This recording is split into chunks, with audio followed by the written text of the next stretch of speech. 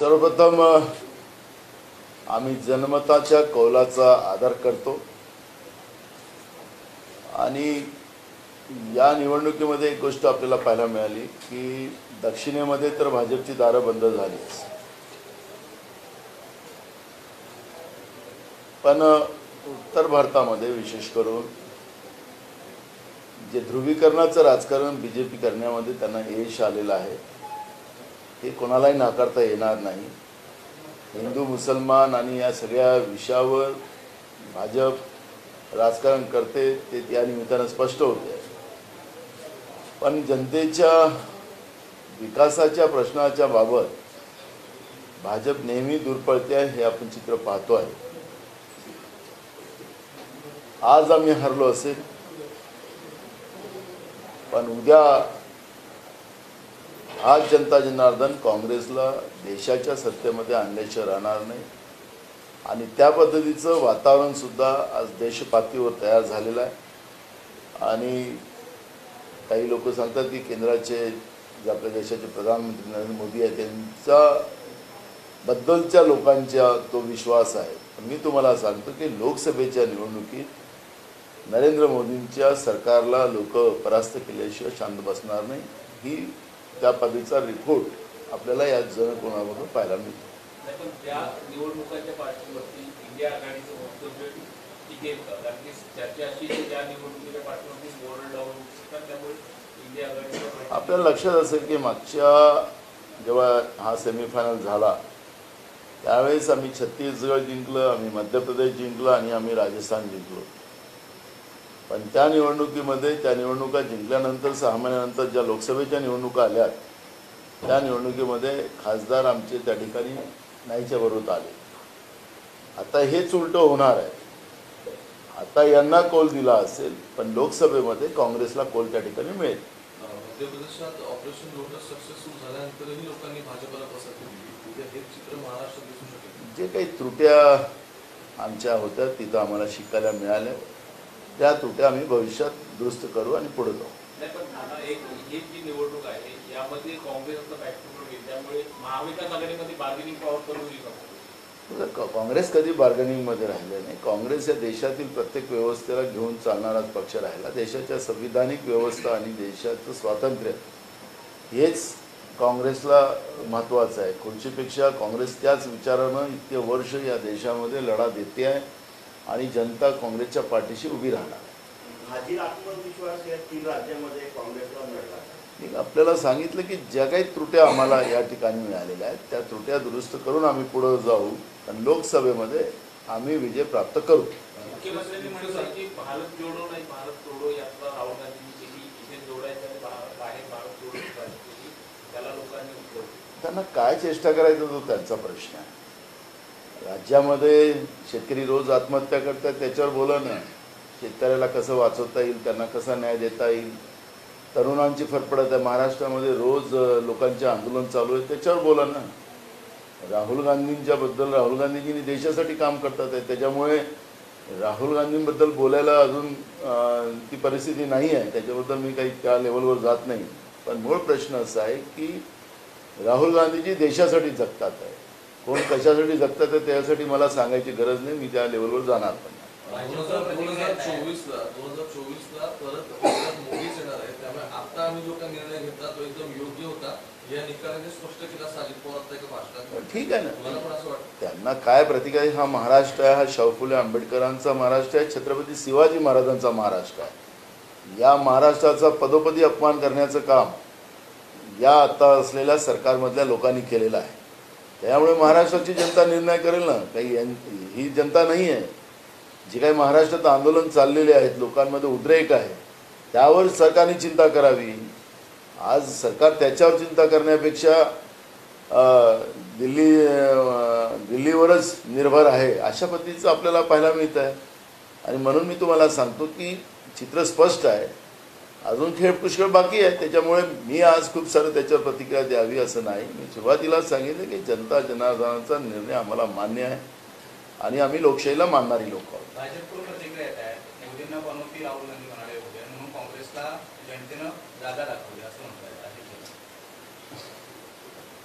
असं आहे की मला त्या पनोतीमध्ये जायचं नाही आहे. पनोती शब्द हा लोकांचा शब्द आहे, काँग्रेसचा शब्द नाही आहे. त्यामुळे पनोतीचा प्रचार ते करत असतील भाजपवाले तर त्यांना लगलाभ आहे. त्यामुळे ज्या स्टेडियमचं नाव सरदार वल्लभभाई पटेल होतं त्या स्टेडियमचं नाव बदलवलं गेलं. त्यानंतर सत्तेच्या आधारावर तुम्ही बदलवलं, पण त्या स्टेडियमला लोकांनी नाव दिलेलं आहे, काँग्रेसनी नाव नाही दिलेलं आहे. त्याच्यामुळे मला त्याच्यावर चर्चेला जायचं नाही. त्या पनोतीच्या आखरी भाजपवालेच पनोतीचा प्रचार करत असतील तर त्यांना लगलाभ आहे पनोती. या निकालाचा महाराष्ट्राच्या आगामी निवडणुकांवर परिणाम होईल असं तुम्हाला वाटतं? बिलकुल. मी तुम्हाला सांगितलं की ज्या काही त्रुट्या आम्हाला या राज्यात झाल्या, जिथं आमचं नुकसान झालं, आम्ही तेलंगणात का आम्ही जास्त जागा निवडून आणू शकलो, त्याचे काही आम्हाला त्याच्यातले काही गोष्टी शिकायला मिळाल्या. आणि तुम्हाला सांगतो की हे आम्हाला खऱ्या अर्थानं पुढच्या निवडणुकीसाठी महत्त्वाचं राहिलेलं आहे. आणि ज्या त्रुट्या आहेत त्या त्रुट्या दुरुस्त करून आम्ही पुढे जाऊ. आणि उद्याचं दिल्लीतलं सरकार हे काँग्रेसचंच आणि काँग्रेस प्रणित राहणार आहे, हे मी तुम्हाला आतापासून सांगतो.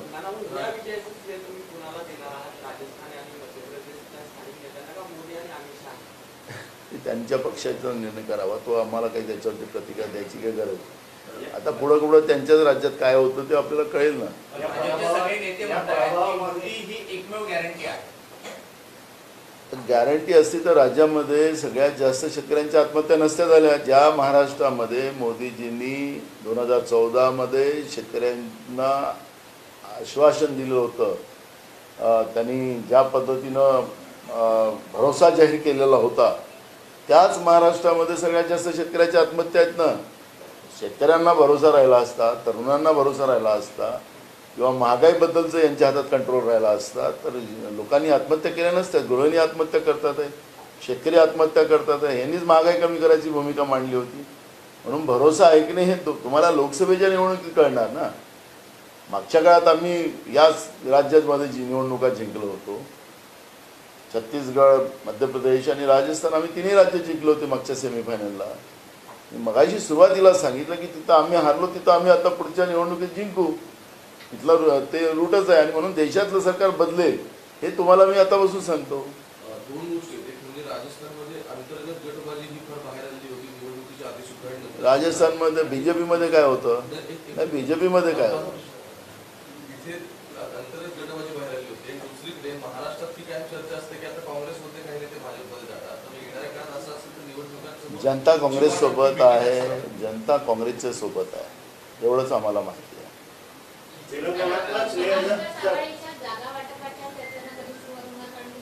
आता होईल ना. आता झाले. आता लोकसभेचं अधिवेशन 2 तारखेपासून सुरू होते आहे. तर दिल्लीमध्ये ज्या सगळ्या चर्चेची वाटाघाटी सुरू होती. तेलंगणातलं श्रेय राहुल गांधींना दिल्या जाते, जसं 3 राज्यात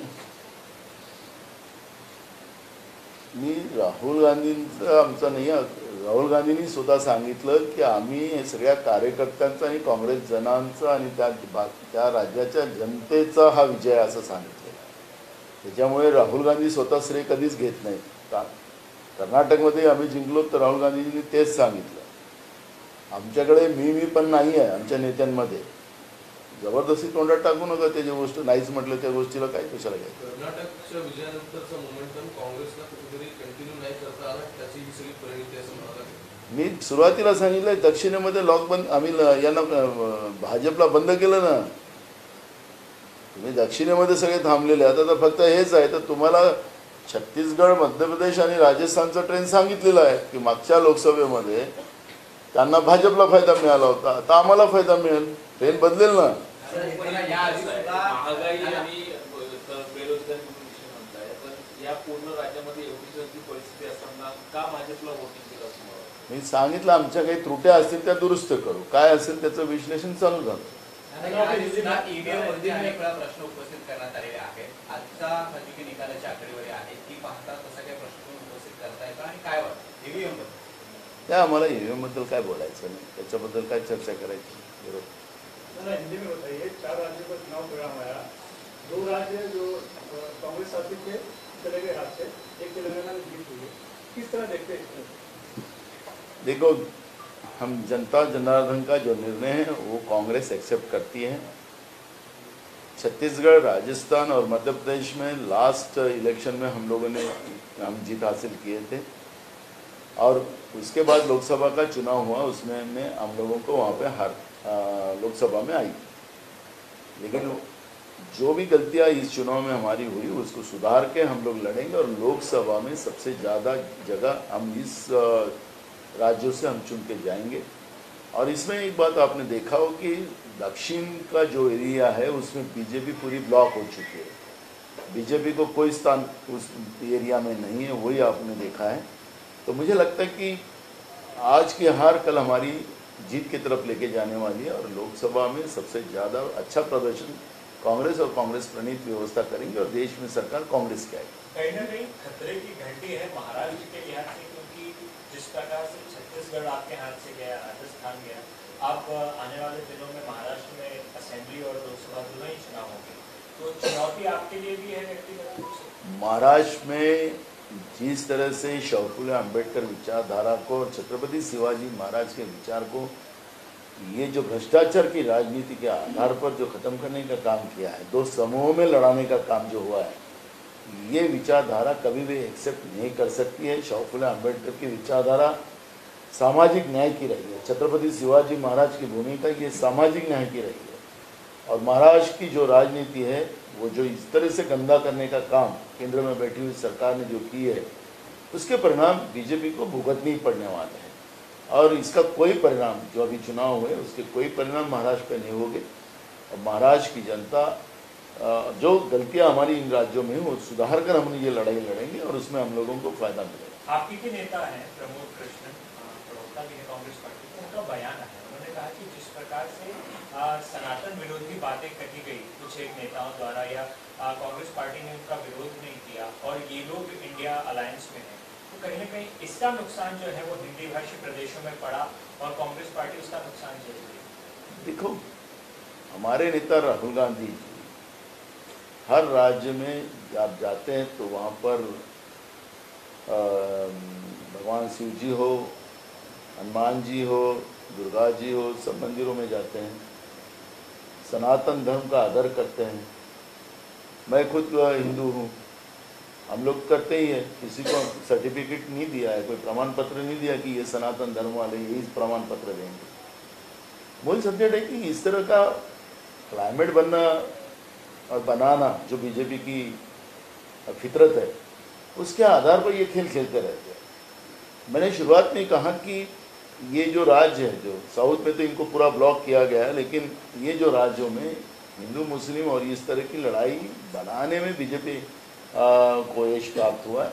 जो गलतियां हमारी हुई है उसमें सुधार कर हम इसके आगे जाएंगे। हम धन की बात नहीं करेंगे। आखिरी मूल सब्जेक्ट है कि इस देश के सभी जाति धर्म के लोग एक साथ रहकर हमारा देश महासत्ताक और बलशाली बनाना, ये सपना कांग्रेस पार्टी का है। आपस में दो धर्मों को और दो जातियों को लड़ाना ये कांग्रेस की फितरत नहीं है और कांग्रेस ये काम कभी नहीं करेगी। आज का जो चुनाव परिणाम से साफ हो गया कि 2024 में मोदी फिर से आ रहे हैं, रास्ता साफ हो चुका है। वही हमने आपके सवाल का जब जवाब दिया कि लास्ट इलेक्शन में छत्तीसगढ़ भी हम जीते थे, मध्य प्रदेश भी हम जीते थे, राजस्थान भी जीते थे, वही सांसद बीजेपी के आ गए थे। अब ट्रेन हमारे फेवर में आ गया। जो गलतियां हमारी हुई है वो गलतियां सुधार कर लोकसभा में ज़्यादा से ज़्यादा सांसद ये तीनों राज्य में और पूरे देश से कांग्रेस की जाएंगे और देश में कांग्रेस की सरकार आएगी, कांग्रेस प्रणीत सरकार आएगी। अंतर कलह है, ये कांग्रेस की सबसे बड़ी कमजोरी रही है। राजस्थान में भी ये देखने को मिला, महाराष्ट्र में क्या आने वाले दिनों में इस जो अंतर कलह की बात की जाती है उसको सुधारेंगे आप लोग? क्योंकि ऐसे कई नेता हैं आज जो बताया जा रहा है कि आने वाले दिनों में भारतीय जनता पार्टी में प्रवेश भी कर सकते हैं। देखो, राजस्थान और मध्य प्रदेश में बीजेपी में जो कलह था वो आपके मीडिया के माध्यम से दिखाया जा रहा था। कांग्रेस में कोई कलह नहीं था, लेकिन ठीक है, हारने के बाद बोलने के लिए लोगों के लिए जगह बनती है। राजस्थान में क्या था, आखिर तक वसुंधरा राजे जी को तो साइड ट्रैक ही कर दिए थे। मध्य प्रदेश में भी वही हाल था बीजेपी का। तो मूल सब्जेक्ट आपसी मतभेद जो आता है वो हारने के बाद ये बातें सामने लाई जाती है, लेकिन बीजेपी में कितना आपसी मतभेद थे वो भी आपने देखा है। तो मैं जाना नहीं चाहता उस विषय में, लेकिन महाराष्ट्र ऐसे स्टेट है कि ये हमेशा कांग्रेस विचारधारा का रहा है। और अब तुमको मैं बोलता हूँ कि कांग्रेस और कांग्रेस अलायंस महाराष्ट्र में बहुमत में सत्ता में आहे. चलो, thank you. मराठीमध्ये शेवटचा प्रश्न. बुलढाण्यामध्ये भाजपच्या तालुका अध्यक्षाच्या निवडीवरून 2 गटात हाणामारी झाली आणि 4 जण जखमी झाले. भाजपचे कार्यकर्ते आहेत आणि दोन्ही गट आता पोलीस स्टेशनमध्ये पोहोचले. मेहकर मधली घटना आहे. मेहकर हे शामू जे राज्यकारणी आणि तुंबळ हाणामारी 4 जण गंभीर जखमी. श्याम उमाळकर काँग्रेसचे आहे, भाजपचे नाही. हे भाजप हे भाजपचे आपसातले मतभेद त्या ठिकाणी मारपीटवर आलेले आहे. भाजपमध्ये यादवी कशी माजलेली आहे महाराष्ट्रामध्ये त्याचं उदाहरण आहे. मी विदर्भातला आहे, त्याच्यामुळे विदर्भामध्ये भाजपची काय परिस्थिती आहे ते मला सगळ्यात जास्त माहिती आहे. आणि त्याचं एक सगळ्यात मोठं उदाहरण अमरावती पदवीधर मतदारसंघामध्ये आमचे लिंगाडे त्यांच्या महत्त्वाच्या माणसाला पाडून आले निवडून. आणि तुम्हाला तेच सांगतो की विदर्भात एकदम काँग्रेससाठी बहुमताचं वातावरण त्या भागामध्ये आहे. भाजपमध्ये यादवी माजलेली आहे आणि नुसतं विदर्भातच नाही तर संपूर्ण महाराष्ट्रामध्ये भाजपमध्ये यादवी माजलेली आहे. त्यांचे बाहेरचे आणि जुने या सगळ्या विषयावरचा वाद मोठ्या प्रमाणात आहे. आता पुढच्या काळात जेव्हा महाराष्ट्रामध्ये निवडणूक प्रक्रिया होईल, आपल्याला आत्ताच समजा स्थानिक स्वराज्य संस्थांच्या निवडणुका झाल्या असत्या महाराष्ट्रामध्ये, आता या भाजपचं खरं यादी आपल्याला पाहायला मिळाली असती. त्याच्यामुळे मला त्यांच्या पक्षाबद्दल तर काही जास्त बोलायचं नाही आहे. पण ही जी काही यादवी आहे ही तर झाकी आहे और अभी बहुत बाकी है. अंतिम प्रश्न होगा हिंदी में कि जिस प्रकार से राहुल गांधी बार बार प्रधानमंत्री को पनौती कहते हैं, कहीं ना कहीं ये ड्रॉबैक रहा कांग्रेस पार्टी का इन चुनाव में. देखो, राहुल गांधी जी की जो सभा राजस्थान में चल रही थी, आप उसके वीडियोज आपके पास है, और जब भाषण दे रहे थे तो पब्लिक से वो पनौती आवाज़ आना शुरू हुआ. अब मूल सब्जेक्ट है कि ये स्टेडियम से जब ऑस्ट्रेलिया और भारत का जब फाइनल मैच हो रहा था वर्ल्ड कप का, तब जब वहाँ पे जो की घटना हुई तो लोगों ने नाम दिया है पनौती. ये कांग्रेस ने नाम नहीं दिया है, ये देश की युवाओं का आवाज़ है, देश की जनता का आवाज़ है कि किसी को उन लोगों ने पनौती कहा है. अब वो पनौती कहा है तो बीजेपी उसको प्रचार कर रही है. अब पनौती उनके लिए प्रचार का माध्यम बन गया तो करे वो. कांग्रेस पनौती का कैंपेन नहीं कर रही है, बीजेपी ही पनौती का कैंपेन कर रही है. तो करे वो, देश की जनता हिसाब लेंगे उनसे. तुम्ही असं म्हणता की ध्रुवीकरण करण्यामध्ये भाजपला तिथे यश आलं आणि त्याचं परिवर्तन त्यांची पुन्हा सत्ता येण्यासाठी महाराष्ट्रामध्ये आता ही स्थिती की पोलरायझेशन वाढलेलं आहे, जातीचे विषय असतील किंवा सत्तेतलेच काही नेते त्याला आणखी खतं पाणी घालतात. अशा वेळी महायुतीचं पुन्हा सरकारनं याचा रस्ता सुधारणार असं म्हणायचं. सरकार त्यांची आहे, कायदा सुव्यवस्था सांभाळायची त्यांची जबाबदारी आहे, न्याय द्यायची जबाबदारी त्यांची आहे. त्याच्यामुळे आम्हाला त्याचे प्रॉब्लेम काय. आम्ही सरकारला वारंवार सांगतोय, सरकार ऐकायला तयार नाही. सरकारने या महाराष्ट्राचे उद्योग या निमित्तानं सगळे गुजरातला पाठवायचा निर्णय घेतलेला आहे. महाराष्ट्राला गरीब करण्याचं पाप चालू केलेलं आहे. छत्रपती शिवाजी महाराजाच्या या महाराष्ट्राला बर्बाद करण्याचा निर्णय भाजपनी और भाजपच्या सोबत असलेल्या लोकांनी केलेला आहे हे महाराष्ट्राची जनता समजते आहे. त्यामुळे हा जो ध्रुवीकरणाचा जे पापाचा हंडा त्यांच्यावरच फुटणार आहे, त्याच्यामध्ये आम्हाला चिंता करायची गरज नाही. थँक्यू. आम्ही सुरुवातीला पण त्यांना डोक्यावर घेतलं नव्हतं आणि आता पण घेत नाही. त्याच्यामुळे आम्हाला त्याचं काही टेन्शन नाही.